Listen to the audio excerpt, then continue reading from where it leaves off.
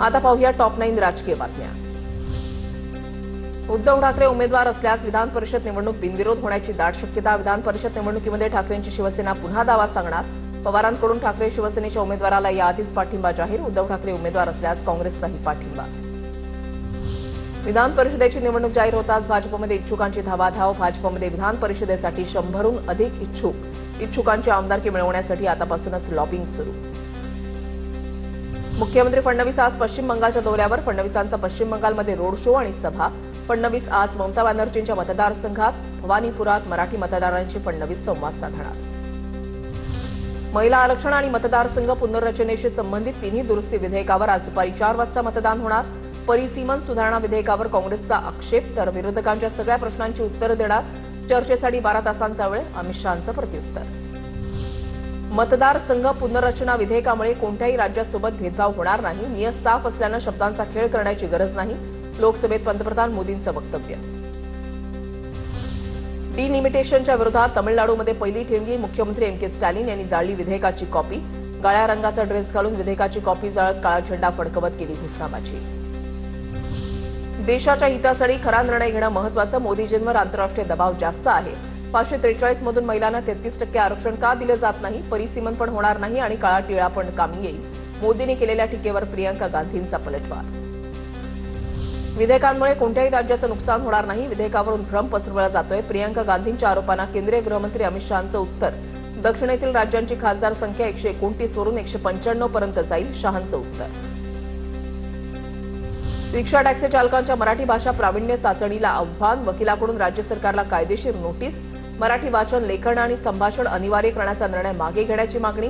परिवहन मंत्री प्रताप सरनाईकांना नोटीस पाठवली।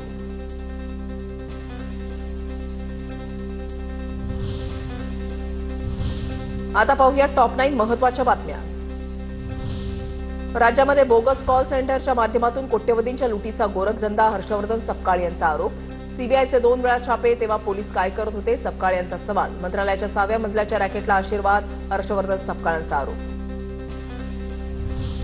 नाशिकचे माजी महापौर अशोक मुर्तडक यांच्यावर गुन्हा दाखल। आत्महत्येला प्रवृत्त केल्याचा आरोप करत गुन्हा दाखल।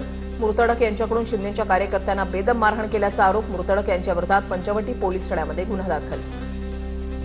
धाराशिवमध्ये काका पुतण्याचा राजकीय वाद। तानाजी सावंतांच्या मतदारसंघात पुतण्याचे भावी आमदार असे बॅनर।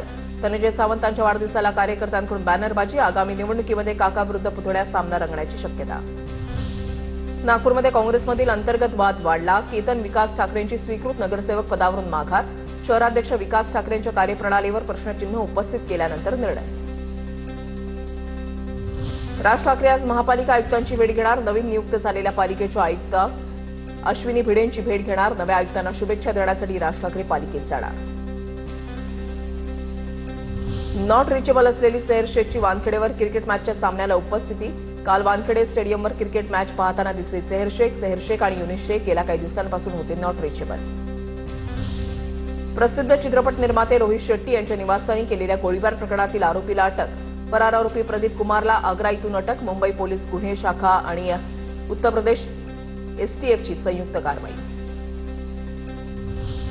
उद्योगपती अनिल अंबानी यांना सुप्रीम कोर्टाचा धक्का। मुंबई उच्च न्यायालयाचा आदेश सुप्रीम कोर्टाने ठेवला कायम। रिलायन्स कम्युनिकेशन्स लिमिटेड यांची बँक खाती फसवी म्हणून घोषित करण्याचा बँकांच्या प्रक्रियेला परवानगी देण्याचा हा आदेश होता। राज्यात उष्णतेची लाट येणार असून पुढील 4 दिवस महत्त्वाचे। मध्य महाराष्ट्र, मराठवाडा, विदर्भ आणि कोकणाला बसणार झळ। हवामान खात्याचा इशारा।